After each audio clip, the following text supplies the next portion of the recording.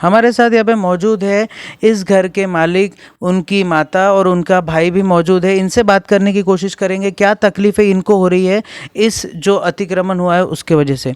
Sir, ये जो यहाँ पे आपका एंट्रेंस ब्लॉक कर दिया गया है, आप किसको जिम्मेदार ठहराते हैं इसके लिए? सर इसके लिए तो ये अपने घर के बाजू में रहने वाले जो बनकर साहब हैं, उन्होंने सर अपना यहाँ पे दीवार बना के अपना आने जाने का रास्ता ही बंद कर दिया है। वो कहते हैं कि यहाँ से तुम्हारा आने जाने का रास्ता नहीं होना, ये रास्ता पूरा मेरा खुद का है और ये जगह भी मेरी है। इस वजह से सर आज खुद का घर होने के बावजूद भी पिछले 16 महीने से मेरे को किराए के रूम में रहना पड़ रहा है। और इसके लिए मैंने नगर सेवक से लेकर लक्ष्मी नगर जोन से लेकर मनपा आयुक्त से लेकर सबको मैंने लेटर दिया हूँ, लेकिन अब तक मेरे को कोई भी रिस्पॉन्स नहीं मिला है सर। मैम, आपको खुद का घर होते हुए भी किराए के घर में रहना पड़ रहा है। एक घर जो आदमी बहुत मेहनत से बनाता है, दिल लगा के बनाता है, और उसको वहाँ पे रहने नहीं मिल रहा, तो इस अतिक्रमण के लिए आप क्या कहते हैं और आप कितना बुरा मानते हैं इसे? हाँ, तो हमारा परेशानी ये वसंता बनकर की है। उसे नहीं हमारे रास्ता पूरा ब्लॉक कर दिया, बंद कर दिया, और हमको बोलता है कि ये आज तक मेरी जगह है। और हम लक्ष्मी नगर झुंड में जाते हैं तो वो मिलिंद सर है, तो वो हमको अंदर आने ही नहीं देते, बात ही नहीं करना बोलते। उनका और इनका वसंता बनकर का कुछ तो भी है, तो वो इनका सुनते हैं और हमारा को हमको गलत ठहराते हैं। हमको ऐसे कुछ कचरा जैसे समझते हैं, हमारे कुछ एज नहीं है। तो हम 16 महीने से हो गए थे किराए के रूम में रहते हैं। हाँ, किराए के रूम में रहने के बाद भी वो बोलता है कि यहाँ से वहाँ तक पूरा मेरा ही है, बोलता है पूरा मेरा है। हाँ, तो हम कहाँ जाए और हम कैसे करें फिर? हाँ सर, क्या तकलीफ़ हो रही है? जैसे मैम ने बताया कि मिलिंद सर ने आपको सपोर्ट नहीं किया, लक्ष्मी नगर के जो पुलिस में है उन्होंने सपोर्ट नहीं किया, ये एंट्रेंस ब्लॉक हो गया है, आप खुद का घर होके भी किराए भर रहे हो इतने सालों से, तो आपको क्या लगता है आप इसके पीछे आप क्या कर सकते हो? और देखिए, हमने तो जितना भी लीगल तरीके से हो सकता है हमने सब ट्राई किया है। हमने हर जगह पे एप्लीकेशन दी है, हर जगह से हमने फॉलोअप लेना चाहा है, लेकिन हमें कहीं से भी रिस्पांस नहीं मिला अभी तक। ठीक है, और रही दूसरी बात, तो ये जितना भी कुछ कर सकते हैं हम वही कर रहे हैं, लेकिन हम सिर्फ इतना ही चाहते हैं कि कहीं से भी हमें सिर्फ रिस्पांस मिले और हमें हमारा रोड मिल जाए। विजय सर, जैसे आपने बताया ये तो पूरा कॉमन रोड है, पूरी पब्लिक ये रोड यूज़ करती है, तो उस रोड को वो अपना कैसे बता सकते हैं? आपने उनको जाके कभी पूछा था या उनसे बात करने की कोशिश की थी? नहीं सर, हमने जो भी बात करनी थी हमने कमिश्नर साहब से बात की थी। उनको जो भी डॉक्यूमेंट दिखाना था घर के हमने सब उनको दिखाया है। वो मानते हैं कि ये रास्ता सरकारी है, ना उनका है ना मेरा है, लेकिन कुछ भी एक्शन करने के लिए, उनको नोटिस भेजने के लिए या तोड़ने के लिए वो कोई भी कार्रवाई नहीं कर रहे हैं। अब क्यों नहीं कर रहे ये वो ही जान सकते हैं। ना वो हमको कुछ बताते हैं, ना उसके बारे में कभी हमको कुछ बताया उन्होंने। आपने ये एप्लीकेशन कहाँ कहाँ पे डाली, किन किन लोगों पे दरवाज़ा खटखटाया, आपने कहाँ कहाँ तक आप पहुँचे इस सब चीज़ों के लिए? मैंने ऐसा कोई दरवाज़ा नहीं है जो खटखटाया नहीं है। मैंने MIDC पुलिस स्टेशन, अपने पुलिस कमिश्नर, मनपा आयुक्त, लक्ष्मी नगर जोन, अपने संदीप जोशी सर और अपना कलेक्टर ऑफिस भी गया था, और फडणवीस साहब, इनको लेटर दिया हूँ मैंने। वहाँ से रिस्पांस अब तक मेरे को कुछ आया नहीं। अब मेरे पास अब दूसरा कोई ऑप्शन बचा ही नहीं है। अब क्या कर सकते हैं? अब ये अपनी मनपा सरकार कब जागेंगी और कब मेरे को रास्ता मिलेगा, बस उसी का इंतज़ार है। अब आखिरी आपकी सरकार से या प्रशासन से क्या मांग है, आप क्या मांग करते हैं? सर, प्रशासन से मेरी यही मांग है कि जैसे कोई पब्लिक अगर अपने पास आती है कोई तकरार लेके या कोई कंप्लेंट लेके, तो उन पे जल्द से जल्द निवारण किया जाए। किसी को इतनी तकलीफ़ ना दी जाए कि वो सफ़र करता रहे। तो ये है इस परिवार की कहानी, जो परिवार अपना खुद का घर होके 16 महीने से किराए के घर में रह रहा है। आप समझ सकते हैं कि उस परिवार पे क्या बीत रही है, जिनके आंखों के सामने उनका इतना बड़ा आलीशान घर बना हुआ है, जहाँ पे हर सुख सुविधा है, पर उनको किराए के घर में रहना पड़ रहा है। सिर्फ हम लोगों की नौकरशाही जो है, जो गवर्नमेंट में जो लोग बैठे हैं, उनकी अनदेखी की वजह से।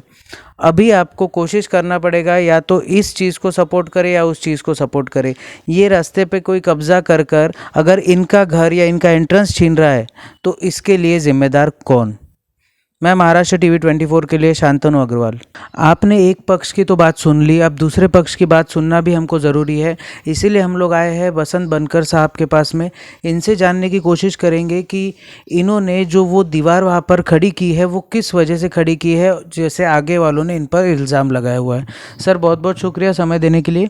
ये जो दीवार मैंने डाली है वो मैं अपने जगह पे डाली दी है, और ये जो इनके यहाँ जो एंट्रेंस है, यहाँ के जो जगह के बाजू में, यानी हमारे घर के सामने में जितने भी मकान हैं सबके एंट्रेंस सामने से है, एक का भी पीछे से है नहीं। इन्होंने जानबूझ के किया है, और अभी कोर्ट केस चल रही है, कोर्ट का जो निर्णय आएगा वो हम मंजूर करेंगे। तो ये थे बनकर साहब। एक पक्ष बोलता है कि हमारी ज़मीन पर कब्ज़ा हुआ है, एक पक्ष बोलता है कि वो ज़मीन हमारी है। ऑनरेबल कोर्ट जो डिसाइड करेगा वो हर पार्टी मान लेगी। महाराष्ट्र टीवी 24 के लिए मैं शांतनु अग्रवाल। मानवी मनोरा रचण्यासाठी लागतं उत्कृष्ट व्यवस्थापन, नियमांचं पालन आणि उत्तम संतुलन, अन्यथा अपघात होऊ शकतो। त्याचप्रमाणे निसर्गाचं संतुलन बिघडल्याने पर्यावरणाला धोका होऊन भूस्खलन, दरड कोसळणे असे भीषण अपघात होतात। त्यात जीवित व वित्तहानी होऊन अनेकांचे संसार उद्ध्वस्त होतात। हे टाळण्यासाठी निसर्गाचे रक्षण करणे ही आपली जबाबदारी आहे। तसेच डोंगरापासून सुरक्षित अंतरावर वस्ती करणे गरजेचे आहे। भूस्खलन प्रवण क्षेत्रांबाबत कायम सतर्क राहणे आवश्यक आहे। डोंगरावरची झाडे झुकणे, पाण्याखालची माती वाहून जाणे या भूस्खलनाच्या प्रारंभिक खुणा असू शकतात। या संबंधित सूचना संबंधित विभागाला दिल्या पाहिजेत, जेणेकरून जीवितहानी टळू शकेल। निसर्गाचं संतुलन व नियमांचं पालन केल्यानेच आपलं आणि निसर्गाचं रक्षण होऊ शकतं। आपत्ती व्यवस्थापन, आयुष्याचे संवर्धन, आपत्ती व्यवस्थापन, मदत व पुनर्वसन विभाग, महाराष्ट्र शासन।